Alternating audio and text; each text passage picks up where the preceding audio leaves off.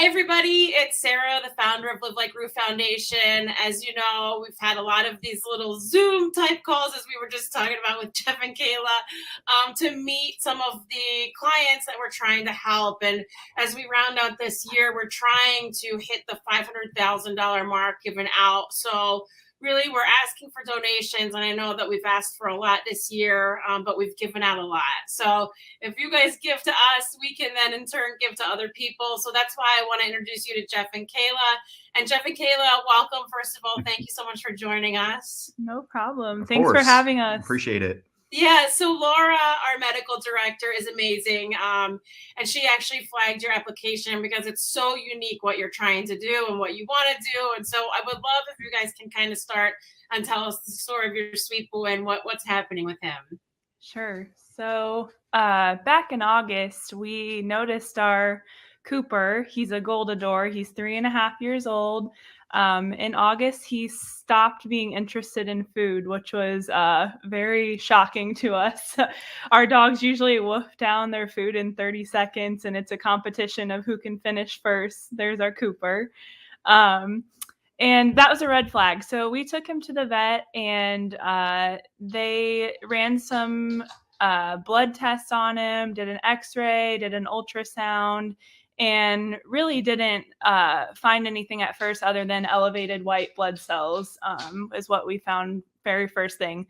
Cancer was not on the brain at all at that point since he was so young, and thinking it was just, some sort of like tick-borne disease. So we started treating it with like antibiotics, and then that was not fixing the problem. About a month went by. His eating was still, we were getting him to eat, but it was really trying to, coax him to eat, which was not normal for him. And he ended up, I think in September, we ended up saying, okay, we need to really dig deeper into this. He was tested again. Yeah. And our primary vets started to suggest that they believed something more advanced was going on. So we asked if they could get us set up with an appointment at the University of Illinois in Champaign to get him checked out further. Yeah. At that point, they did start to suggest that, cancer could be one of the issues they were concerned about. And obviously we were devastated to hear that, even knowing it wasn't confirmed yet. As soon as you hear that word, you start to wonder, and all the bad stuff starts going through our heads. So yeah, pretty scary. They got us set up, luckily, almost immediately the following week. And by the time he got through internal medicine and whatnot, they pretty much confirmed what we had feared, was that he had T-cell lymphoma, and that he was staged at the highest. Pretty far along. Yep. He was at stage 5 at the time. So we learned a lot in a very short amount of time, because in the time we learned of his diagnosis and the time we started speaking to an oncologist, it was only like 10 or 20 minutes. Yeah. They took us right in and explained the whole process and said, you know what, he's not a typical patient. What we've learned is there is more out there like him, but he is a little different than some like Geoff said, he has T-cell. T-cell is more aggressive, or known to be more aggressive, and has a shorter prognosis than the B-cell lymphoma.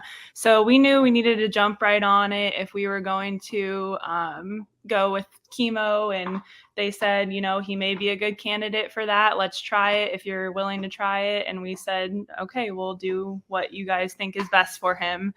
At the time, we really just, at that point, he was losing weight and continuing to not eat. And it was clear that, if we didn't intervene in some way, that it was just not going to be good. Yeah. And so at that point, we were just like, well, please, help him as quick as you can. Yep. Which started with a shot of some type of protein. Enzyme protein. Yeah, we're not sure all the names of We the don't know things, all the names. Yeah. We're not medical professionals by any means, but he did start to eat again. So we're like, okay, at least we've made some progress. And then the following week, we started to learn more about what chemo looked like and what that involved. And of course, with humans, we immediately start to think chemotherapy, you lose your hair, you're sick all the time, and all these things, which we didn't really want for him by any means.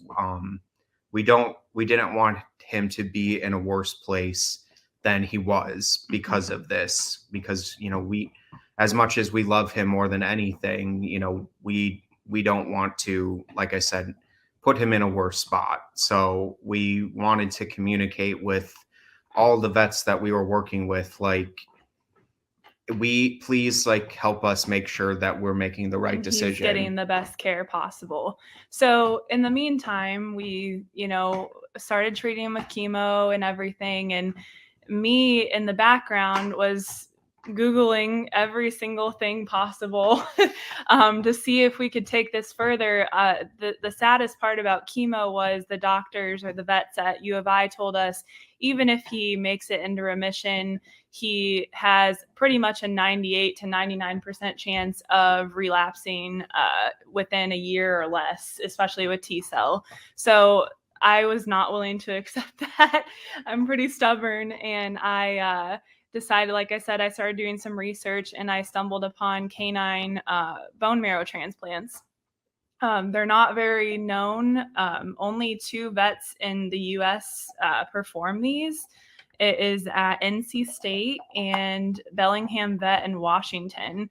And I started watching, I think it's Dr. Suter at NC State had a YouTube video that was really informative about it. I learned a lot about it on that. I was reading studies that they had done. And that just led me to contacting NC State first. They're a little closer to us. So we just wanted to hear more about it. And Dr. Suter and Dr. Sang, they really dove in with us and started giving us information on how this process works, what Cooper would need to get to that point, and all of the information I needed and Geoff and I needed to make a decision for Cooper. So with that, we're still in the process of pursuing that. Cooper is not officially eligible yet. Part of it is, for him, the best chance of a cure with a bone marrow transplant, which, like we said, is completely different than chemo. Chemo has no cure rate at all. Bone marrow transplants do have a cure rate, and that's what gave us encouragement. But for Cooper's cancer specifically, they said a donor transplant would be the most beneficial to him. There's also a transplant where the dog can get into full remission and then transplant their own stem cells back in them. But since Cooper's cancer is very aggressive, they said that would not be his best chance of cure. So we're in the process of finding a donor for Cooper, and you can see in the screen, this is our Sadie. She's actually Cooper's biological sibling.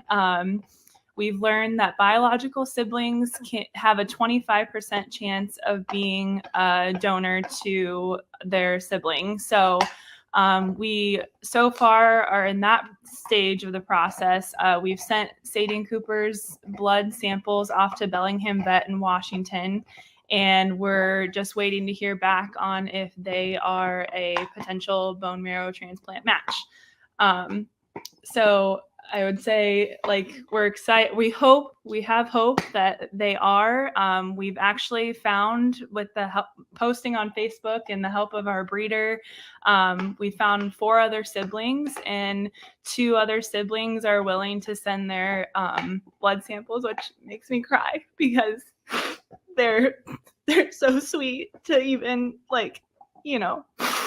even consider it for us. So we know it's a huge ask. I mean, alone having Sadie tested is going to cost us a significant amount, and we are willing to take that on because we love both of them so much. We don't have kids at the moment. They are our kids essentially, and we want to give them the best life possible. But every sibling match that we also send in, will be additional cost, which again, we are willing to take that on, but that's what led us to you guys, of course, is we're trying to make that work financially. If you look more into a bone marrow transplant, the cost range is what is it, 30,000 to 60,000? Yes. Yeah, so it's a lot of money. It's not very feasible for a lot of people, and especially people like us, we're just starting out. We got married last year, and we want to have kids of our own someday. So but these are our kids right now, and I feel like I want to give Cooper a chance since he's so young. He deserves a chance to be cured and not just get into remission and relapse. Yeah. Which so far we're so thankful that he's been making great progress since he was first diagnosed. We found out a few weeks ago, they did a biopsy on his liver and they did not detect any lymphoma in it, and it had reduced in size, and some of the lymph nodes around the area that had also been found to be enlarged at the beginning started to reduce. And then today, actually, they told us only one is still a bit enlarged, but before they had to use 2 screens to see it. So they said today they only needed 1. So that gave us some sort of idea, it gave us a tracking, he's still improving. Yes. Yeah. And we've told, we know, and we're not naive to the fact that he can stop responding to chemo at any time. Unfortunately, cancer gets used to chemo. So we just keep hoping and praying that it keeps working for the time being. And then until we figure out our next steps. Yeah, until he gets to the point of a possible bone marrow transplant. So I mean, wow. Yes. First of all, the first thing I asked Laura because she told me the price of the bone marrow, I asked if you had kids or not. Yeah. A lot of the people in Live Like Rue do not have children. Like you guys said, our animals are our children. And what I love is a few things. Number one, you've researched the hell out of it. And I think a lot of people have that same desperation. You'll see in our support group on Facebook. I'm not sure if you guys are on there, but the reason that I started Live Like Rue is because of that feeling of desperation, and I'm feeling like I'm on an island. Like, what do I do? Like, what's the right answer? Like, even saying that, that chemo's, it's not a cure. It's just extending the life. That's so hard to grasp, when all you want. When all you want is your dog to be healthy. And it's, of course. I give you kudos, for actually researching and trying to find solutions like that. And who cares about the price? You're just going for it. So we do want to help you. I can't give you $20,000, but we're going to start with $3,000 just to get you guys going and just to help out, with some of these bills that you already have. Oh my gosh. Thank you. Of course. Thank you so much. Tell the story and get some more donations. He's obviously amazing. And like you said, having the siblings all in on helping out and sending samples. I mean, that's incredible. Yeah. Never would have thought everybody would be so willing to help. And we'd obviously never expected them to and put that forthright out there, but we just tried. I mean, that's literally all we could do. The worst they could tell us is no, and that is it. But to just have the conversation, to even bring awareness that this is something that unfortunately will impact, many people that have animals in their life. And unfortunately, I can only speak for myself at the moment, and I guess Kayla, neither of our families ever had insurance. I don't think that was a really common thing for pets, when we had our family animals growing up. So it's just, unfortunately, it was a big learning lesson for us, of how we wish we had been more prepared. But hindsight is 2020, unfortunately. But this is where we're at now. And, you know, we're so grateful that you have taken the opportunity to connect with us and listen to the story. And like I've told Geoff, if anything, like if we can just spread awareness about bone marrow transplants and possible cures, we hope it helps our Cooper. And ultimately helps, you know, more families that will have to maybe go through this. You know, I hope that I don't wish this upon anyone. This has been the most incredibly hard thing we have been through together since we've been together. Yep.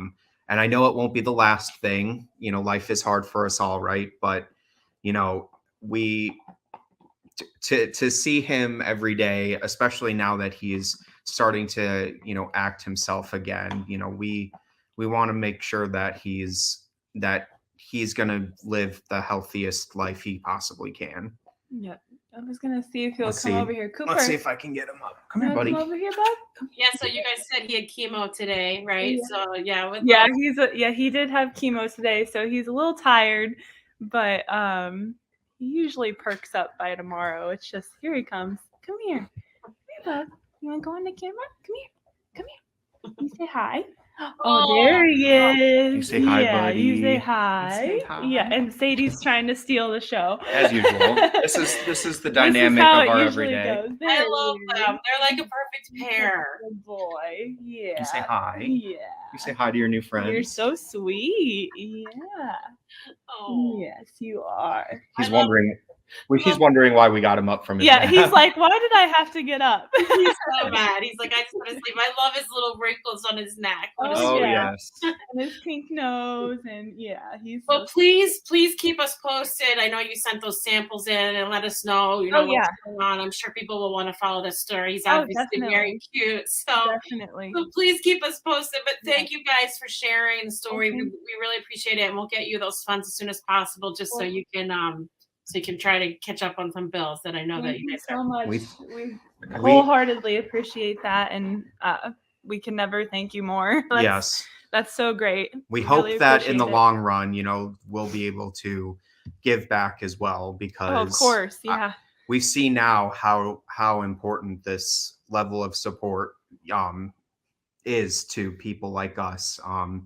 Like you said, it definitely has felt like we've been on an island, because I feel like most people don't really know like what to do in these situations, or that there is hope beyond, just our primary vet. He's getting on is he getting on? He's getting on the couch. He said, "I'm going to make a comfy spot for myself. I'm just going to lay down you guys talk."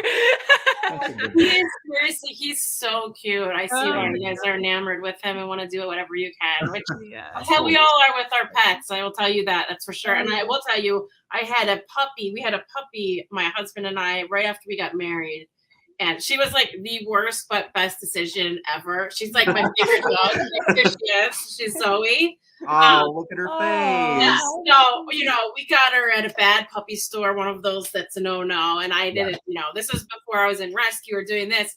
But she cleaned out like all of our wedding funds gifts that we got because she decided to get sick and go to the ER one night. And literally it was just a cold. But you learn. And then we learned we need insurance. Everything. So bringing awareness to that is great too. If your pet is like your child, go get insurance for it, because it's so important. It really is. Should have done that. Unfortunately, it's that much harder to. We take for granted as humans what our healthcare systems do for us as far as coordinating stuff like that.